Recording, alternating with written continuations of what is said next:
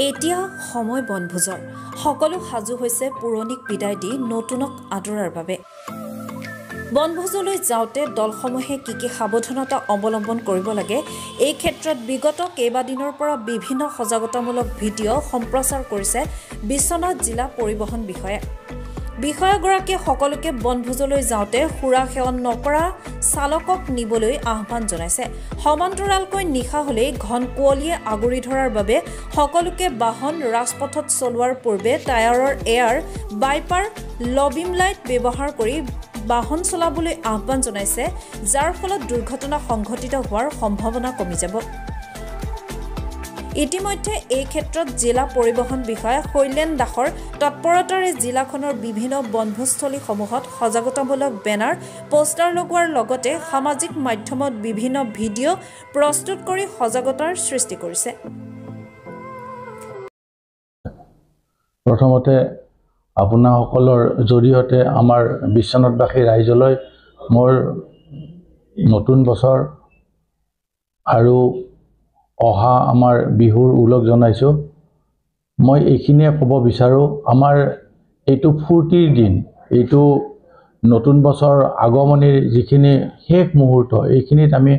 সকলোৱে ৰাইজে আমি সকলোৱে মিলি পেলাই আমি অলপ ফূৰ্তি কৰোঁ এইখিনি কথা প্ৰথম আৰু এই ফূৰ্তিৰ মাজেৰে আমাৰ বিভিন্ন আমি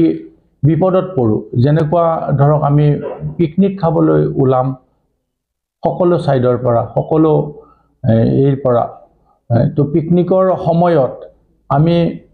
অৱলম্বন কৰিবলগীয়া নিয়মখিনিৰ ক্ষেত্ৰত আমি যি গাড়ী মটৰ লৈ পেলাই পিকনিক স্থলীলৈ আমি যাওঁ এইখিনি যাওঁতে আমাৰ ফালৰ পৰা আমি ৰাইজসকলক গাড়ী চালকসকললৈ গাড়ীৰ মালিকসকললৈ আমি অনুৰোধ জনাওঁ যাতে মদ খাই পেলাই কোনো ড্ৰাইভাৰ গাড়ীখন চলাই পিকনিক স্পটলৈ যাব নোৱাৰে আৰু পিকনিক খাই পেলাই আহিব নোৱাৰে তাৰ কাৰণে আমি সতৰ্ক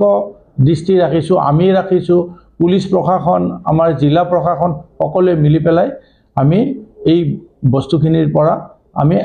যাতে এক্সিডেণ্টটো ৰোধ হয় আমি এইখিনিৰ পৰা আমি অৱলম্বন কৰিছোঁ সাৱধানতা আৰু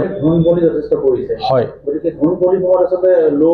লো বিমৰ লাইট ব্যৱহাৰ কৰিব লাগে এইখিনিৰ ওপৰত যে লো বিমৰ যিটো কথা কৈছে ঘন কুঁৱলী পৰিছে আমি বিভিন্ন শ্লোগান